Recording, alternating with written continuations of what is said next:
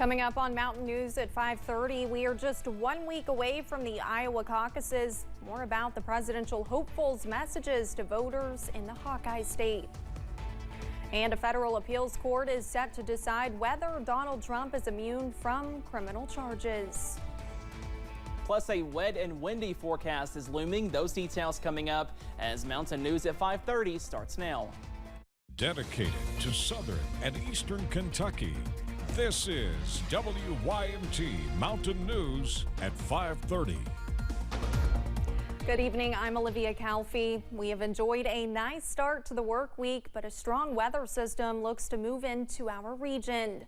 A wind advisory is in place for a lot of our area due to gusty winds. Let's send it over to meteorologist Cameron Aaron, who has the latest in our first alert weather day. Cameron?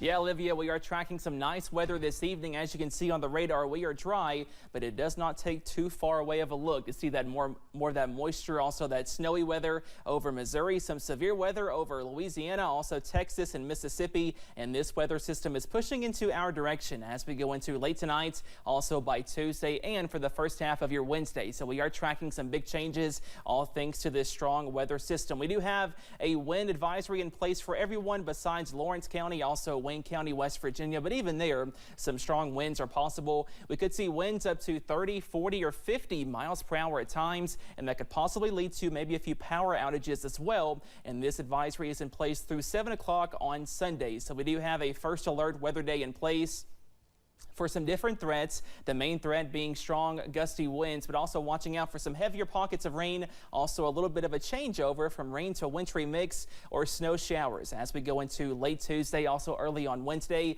In terms of those rainfall totals, for most of us up to an inch, but maybe more than 1 inch of rain as we go into late tonight, also by Tuesday. But as you can see, we are dry on the radar. Those temperatures not too bad, middle to upper 40s and a few lower 50s as well, but we are tracking those changes as early as tonight. Also by Tuesday, more details on that busy forecast coming up in just a few minutes. Olivia? Cameron, thank you. The Iowa caucuses are just 1 week from tonight, but there isn't the typical buzz of campaign activity you would normally see 1 week out. CBS's Skylar Henry has more details from Washington, D.C. Snow and bad weather moving into Iowa prompted Nikki Haley to cancel the one campaign event in Iowa that she'd planned for Monday. The next president of the United States, Vivek Ramaswamy. That left Vivek Ramaswamy and Asa Hutchinson as the only Republican presidential candidates campaigning in the Hawkeye state, with just 1 week to go before the caucuses. You know, the other candidates, they don't have nearly the number of events we do. We're having a ton of turnout, and it's been going on for a while. Trump sent out a fundraiser claiming he's being forced off the campaign trail to attend court sessions, but he is not required to attend the hearings. Trump was in Iowa over the weekend with rallies in Newton and Clinton. He called on Joe Biden to release everyone in jail for the January 6th attack on the U.S. Capitol. I call them hostages. Some people call them prisoners. I call them hostages. Release the J6 hostages, Joe.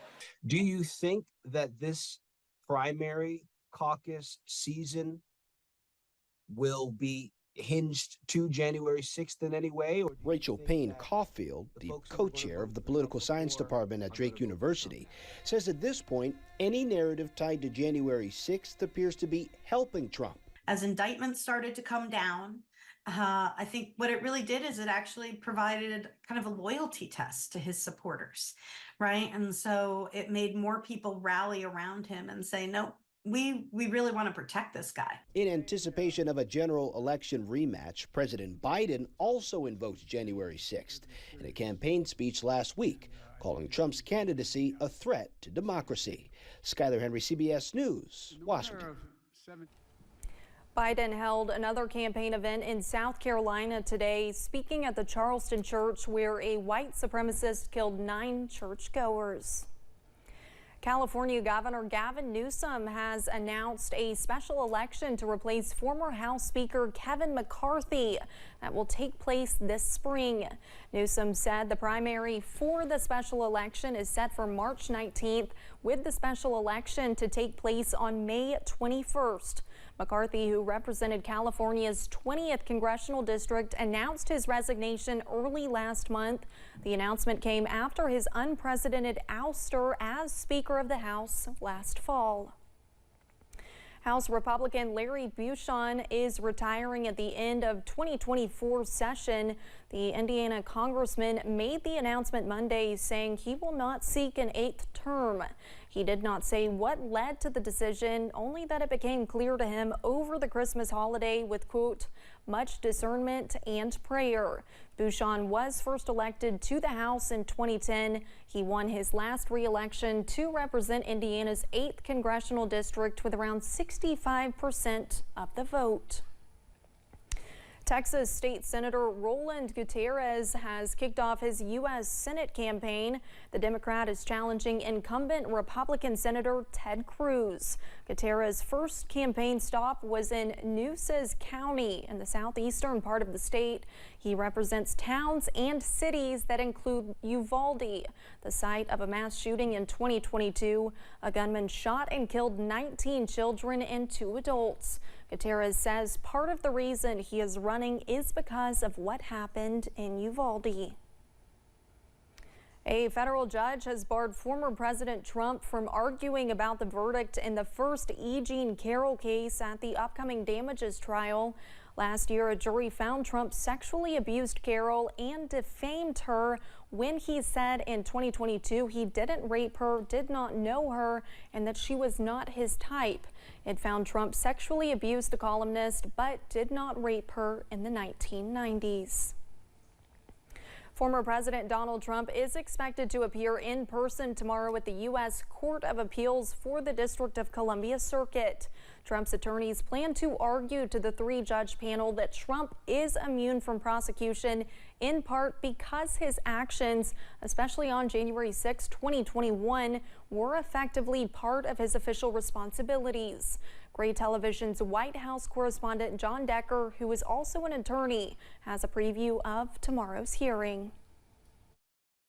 The hearing Tuesday before the D.C. Circuit Court of Appeals is critical in determining whether the indictment against Donald Trump should survive and when the criminal case against him will actually take place. Federal District Court Judge Tanya Chutkan, who is presiding over the government's case against Trump for election interference, has already ruled that the former president does not have immunity from prosecution. And Judge Chutkan has ruled that he is not immune. He is not any different in terms of an office holder than other office holders that might breach the law, that might violate the law. He doesn't get a pass because he was the president. Special counsel Jack Smith argues in his 82-page filing that there is nothing in the Constitution that supports the idea that a former president should not be subject to federal criminal law. Trump's lawyers in their own brief contend that a president should be immune from prosecution for their official acts, arguing Trump was acting in his official capacity on January 6th. They also argue that if absolute immunity was criminal charges for any action they undertook while in office. So the idea that the president would be immune basically supports the idea that a president in some ways is above the law, that there are certain privileges and rights that a president would have that ordinary officers of the federal government would not have. The Supreme Court emphasized in a 1982 case involving former President Richard Nixon that the president is not immune from criminal charges stemming from his official or unofficial acts while he's in office. A decision by the D.C. Circuit Court of Appeals will likely be appealed to the U.S. Supreme Court. That could delay the start of the government's case against Donald Trump, which is now scheduled to begin on March the 4th. Just one day before the Super Tuesday primaries. In Washington, I'm John Decker. The 4th round of documents from a lawsuit connected to Jeffrey Epstein were publicly released this morning. Epstein died in jail before he could face trial on federal sex trafficking charges. The release follows hundreds of pages of documents already unsealed last week. The final documents were expected sometime today. The unsealed documents are part of a 2015 civil defamation suit brought by Virginia Robert Scafuri. The White House is calling on Congress to increase funding to crack down on fentanyl trafficking. The Biden administration is requesting a $1.2 billion funding package to stop the flow of fentanyl in the U.S. The money would go toward supporting an additional 1,300 Border Patrol agents and deploy new drug detection machines. Republicans say there is no need to increase funding at the border and argue the best solution would be to let less people into the country. The president wants to make sure that every vehicle that needs to be inspected for drugs gets inspected.